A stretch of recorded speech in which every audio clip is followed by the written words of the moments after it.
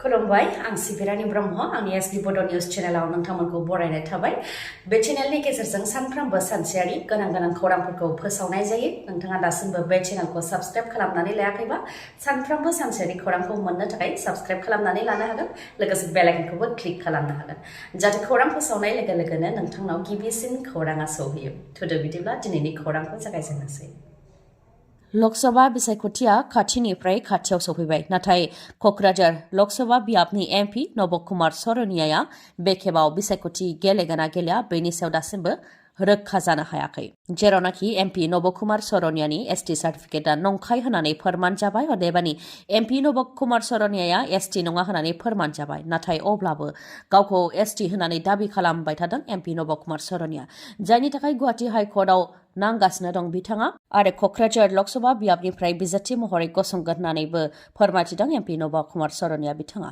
लोगोसे बिथाङा फोरमायथिबावदों दि बिथांनि एसटि दाबि खालामनायाव सोरखारनिफ्राय हेंथा फैदों आरो एसटि दाबिखौ लानानै फैगौ 27 मार्चआव गुवाहाटी हाइकर्टआव हियारिं जागोन बेनि उनावनो रोखा जागोन होननानैबो फोरमायथिदों एमपि नब कुमार सरनियाया फेक एनकाउन्टार खालामनायनि थाखाय सासे पुलिस अफिसारखौ जिउ जोबजासे जोबथेसालियाव थानायनि साजा फोसावबाय मुम्बाइ पुलिसनि बारग' पुलिस अफिसार जायखौ एनकाउन्टार स्पेसियलिस्ट मुङै मिथिनाय जायो बिथां प्रदीप शर्माखौ जिउ जोबजासे जोबथेसालियाव थानायनि साजा फोसावबाय गावनि 25 बोसोरनि पुलिस केरियाराव बिथाङा सा 112 गेंस्टारफोरखौ एनकाउन्टार खालामदोंमोन गेदेर गेंस्टार जेरै दाउद इब्राहिम छोटा राजन बायदि बायदि गेंस्टारफोरनि केसखौ सामलायबोदोंमोन आरो एनकाउन्टार खालामबोदोंमोन बेनि अनगायैबो गोबांखौनो फेक एनकाउन्टार खालामबोदोंमोन मुम्बाइ पुलिसनि बारग' पुलिस अफिसार प्रदीप शर्माया नाथाय गोबां सुबुंफोरखौ एनकाउन्टार खालामग्रा प्रदीप शर्माया मानो जिउ जोबजासे जोबथेसालियाव थानायनि साजाखौ मोननो गोनां जाखो बेखौ मिथिनो थाखाय नोंथांमोनहा बे खौरांखौ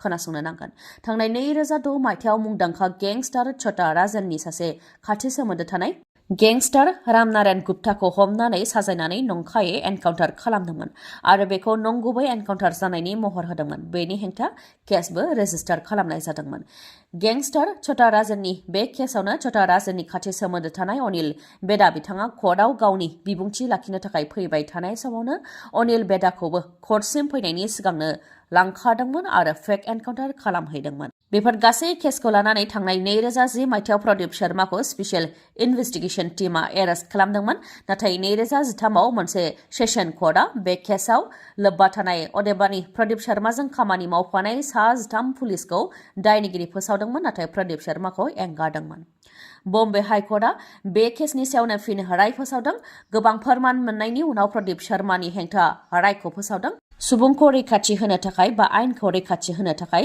पुलिस अफिसारफोरनो गोहोखौ होनाय जायो नाथाय माखासे पुलिस अफिसारफोरा आयेनजों गेलेयो बेनिखायनो प्रदीप शर्माखौ दायनिगिरि फोसावबाय आरो एनकाउन्टार स्पेसियलिस्ट प्रदीप शर्माखौ जिउ जोबजासे जोबथेसालियाव थानायनि साजाबो फोसावबाय लकसभा बिसायख'थिनि सिगांबो सरकारा जुदि रन्जन दैमारिखौ उदां खालामनो थाखाय जेबो गोसो गैया अब्ला रन्जन दैमारिखौ माब्लाबाबो उदां खालामनाय नङा नामा बिटिआर गोरोबथा जानायनि उनावबो बा बिटिआर गोरोबथानि गेजेरजों रन्जन दैमारिया उदां जागोन बा जाबाय होननानै प्रमद बर' आरो उरखावगोरा ब्रह्म बिथांमोनहा बुंदोंमोनब्लाबो बिटिआर गोरोबथा जानायनि 4 बोसोर उनावबो रन्जन दैमारिनि मोखां नुनो मोनासै रायजो राजाफ्रा फारसेथिं रन्जन दैमारिखौ उदां खालामनो खामानि मावनाय इउनाइटेड फराम अफ एक्स-एन-डि-पिआबो गोबां नाजानायनि उनावबो रन्जन दैमारिखौ उदां खालामनो हायाखै फिन सिबिआइ एडभकेटआ 8 दान समय बिबावदों रन्जन दैमारि बिथांनो बेल होनायनि सायाव कर्टआ हियारिं होनो थाखाय सिबिआइ एडभकेटआ 4 सप्ता समय बिनायनि उनाव थांनाय 15 मार्चआव रन्जन दैमारिनि सायाव हियारिं जादोंमोन जेराव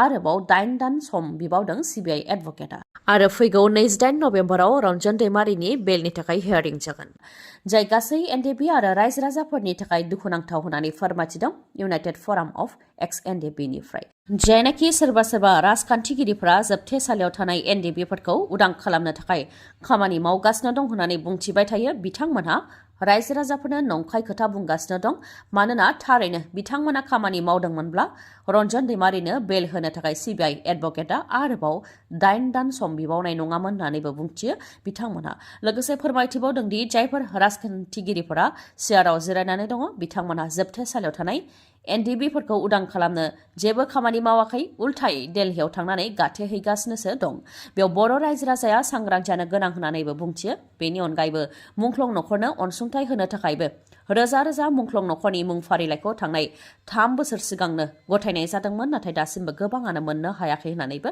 फोरमायथिबावो।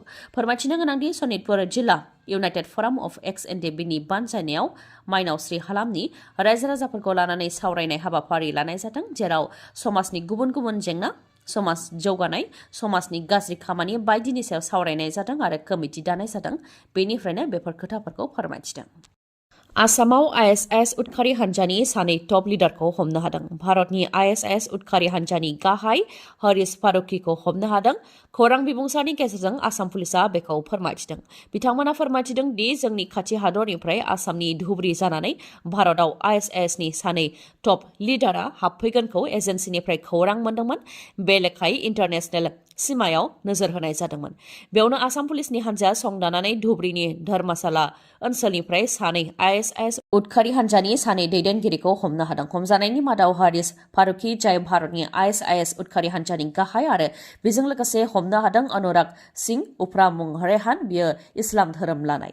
उदखारि जोनोम होनाय, बमा बेरहोनाय आरो रां खांनायनि थांखिजोंनो भारतआव हाबफैदोंमोन, नाथाय थांखिसिम सौहैनायनि सिगांनो आसाम पुलिसनि आखायाव हमजाबाय सानै दुथाङा। दा आसाम पुलिसा हमजानाय सानैखौ एनआइएनो गथायसिगोन होननानैबो मिथिहोदों। बुहुमनि बयनिख्रुइबो हेपिएस्ट बा गोजोन खुसि हादरनि सायाव रिपर्टखौ दिहुनदों। वर्ल्ड एनुवेल हेपिनेस रिपर्ट 2024 नि बायदिब्ला फिनलेन्ड हादरानो बयनिख्रुइबो गोजोनसिन हादर।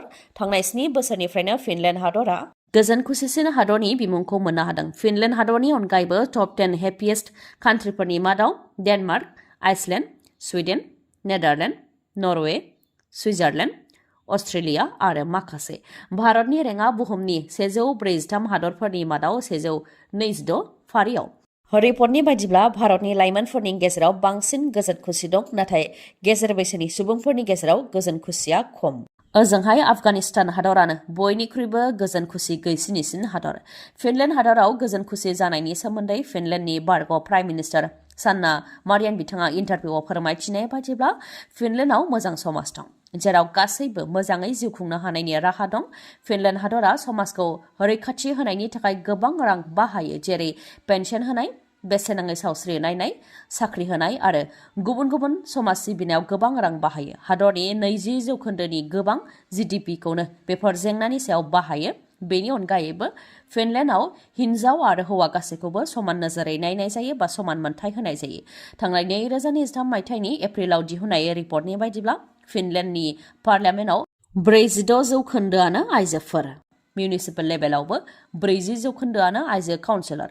फिनलेन्ड गभर्नमेन्टनियाव मोजां लिभ पलिसिबो दं, जेरै गथ'फोरनि जोनोम जानायनिफ्राय लानानै देरजासिम बिमा आरो बिफानो समायखौ होनाय जायो। गोर्बोआव थानाय बिमाफोरनो बन्द होनायजों लोगोसे 40 साननि लिभ एलावेन्स होयो। ओजोंहाय बिफाफोराबो 160 सान पेरेन्टेल लिभ मोननो हायो। 31 मार्चनि सिगांनो, अदेबानि 31 मार्चनि गेजेरावनो माखासे खामानिफोरखौ नोंथांमोनहा मावनानै लायाबा नोंथांमोननि गारिया जेखि जाया समाव जब्द जानो हागौ। गोबां गारियानो टेक्स फेल जानानै दङ होननानै फोरमायथिदों कक्राझार हान्थामेला बिफाननिफ्राय। कक्राझार हान्थामेला बिफाननिफ्राय फोरमायथिदों दि कक्राझाराव 7,000नि गोबां गारिफोरना टेक्स फेल जानानै दं, जायनिफ्राय 6,58 लाखनिबो गोबां रां मोननो गोनां दङ। जायफोर बिथांमोनहा टेक्स फेल जानायखौ सालायगासिनो दं बिथांमोनखौ हमनाय जागोन आरो हमनानै जेंनाखौ डिस्ट्रिक्ट लेभेलाव सुस्रांनो हायाबा बेखौ दिसपुरनि कमिशनार अफिसनो दैथायहरनाय जागोन, जेराव गाज्रि बेनि हेंथा राहा लानाय जागोन होननानैबो सांग्रांथि होदों। बेनिखायनो जाहाथे गारि बिगोमाफ्रा गाव गावनो टेक्सखौ होयो बेनि थाखायबो खावलायहरदों। जुदि गारि बिगोमाफ्रा गाव गावनो अनलाइननि गेजेरजों टेक्सखौ होयो अब्ला बिथांमोना जुरिमाना होनांनाय नङा, नाथाय जुदि हमजानायनि उनावसो टेक्सखौ होयो अब्ला बिथांमोनहा चालाननि अनगायैबो जुरिमाना होनो गोनां जागोन होननानैबो फोरमायथिदों। बेनि अनगायैबो कक्राझाराव 14,000नि गोबांनो इ-चालान हरनानै दङ। बेनि मादाव 10% जुरिमानाखौ होदों, नाथाय 90% जुरिमानाखौ होआलासे गारिफोरखौ सालायगासिनो दं। जुदि बिथांमोनहा नैथि खेबनि थाखाय हमजायो अब्ला बिथांमोननि गारिखौ लोगो लोगो हमनाय जागोन बा जब्द खालामनाय जागोन होननानैबो सांग्रांथि फोसावदों हान्थामेला बिफाना। दैज्लां बोथोरनि अखा हानाया जोंनि आसामावबो जागायजेनबाय। मैयानिफ्रायनो जोंनि आसामनि दाब दाब जायगाफ्राव अखा हानायखौ नुनो मोननाय जादों। थिग बेबायदिनो गुबुन हादर इराक हादरावबो गोबां अखा हानायनि थाखाय दैबाना जादों। सा सानजा इराकनि कुर्दिस्तान ओनसोलाव थांनाय 28 मार्चनिफ्रायनो थाद'नाय गैयै गोबां अखा हानायनि थाखाय दैबाना जादों, जायजों दासिम 2 सुबुंनि जिउ खहा जाबाय आरो गोबां सुबुङानो गोमानानै दङ होननानै रिपर्टआव मोननाय जादों। बेनि अनगायैबो न' बां, गारि मटर बायदिफोराबो गोबां खहा जानायखौ रिपर्टआव मोननाय जादों। फ्राय 200नि गोबां न' बांफोरा खहा जादों। बेनि मादाव खायसेया दैनि सिङाव थानो गोनां जादों आरो खायफाया दैजों बुखारलांजानो गोनां जादों। बेनि अनगायैबो गारि मटरफोरखौबो लेखा बिलाइ बायदि गोजावलांनायखौ नुनो मोननाय जादों। नोंथांनियाव मेगननि जेंना जादों नामा? जुदि नोंथांनियाव मेगननि जेंना जादों, अब्ला नोंथाङा मेगननि हस्पिटाल नागिरनानै गोजान जायगायाव थांनांगौनि आरो गोनांथि गैलिया। बङाइगाव आइ हस्पिटालावनो नोंथांमोनहा मेगन नायजानो हागोन, जेराव मेडिकेल रेटिना, असिटि, पेक' मेसिननि गेजेरजों केटारेक्ट अपारेशन खालामनो हानायनि राहा दं। बेनि अनगायैबो ग्ल'क'मा इभालुएसन, अकिउल'प्लास्टिजों लोगोसे फार्मासि आरो अप्टिकेलनिबो राहा दं बङाइगावनि आइ हस्पिटालाव। नोंथांमोननो मिथिहोनो गोनांदि खम बेसेनावनो कम्पिउटारजों मेगननि अपारेशनबो खालामनाय जायो। गासै 4 मेगननि डक्टरखौ बे फाहामसालियाव मोननो हागोन। डक्टरफोरा जाहैबाय doctor Ashraful Alam, MBBS, MS ophthalmology, cataract surgeon आरो IOL सार्जारियाव train. Doctor Kishore Pal, MBBS, DO, cataract and glaucoma specialist. Doctor Payal Singla, MBBS, MS आरो doctor Meghali Sharma, MBBS, MS, eye specialist ophthalmology. जायखिजाया मेगननि जेंना जायोबानो बे बङाइगावनि आइ हस्पिटालाव नोंथांमोनहा फाहामथायखौ लानो हागोन। समाया जाहैबाय समबारनिफ्राय सनिबारसिम फुंनि 9 रिंगायाव गेवगोन आरो मोनाबिलि 7 रिंगासिम थागोन। नाथाय रबिबारखालि फुंनि 9 रिंगायाव गेवनानै सानजौफुनि 1 रिंगासिमल' थागोन। चापागुरि र'डआव थानाय लवार आसाम हस्पिटालनि उल्था दिगाव थानाय बास स्टेन्डनि उनथिंजाय अदेबानि सोनाबहानो मोननो हागोन बङाइगाव आइ हस्पिटालखौ। नोंथांमोनहा मानिबा सायाव खौरां लानोबा 6900949900 नङाब्ला 0366435659 बे नाम्बारावबो खौरां लाहरनो हागोन। गोजोन्थों। खौरांखौ जोबजासे खोनासंनायनि थाखाय गोजोननाय थाबाय। गाबोननि सानाव फिन गोदान खौरांजों लोगो मोनफिनगोन। दिनैनि थाखाय गोजोन्थों।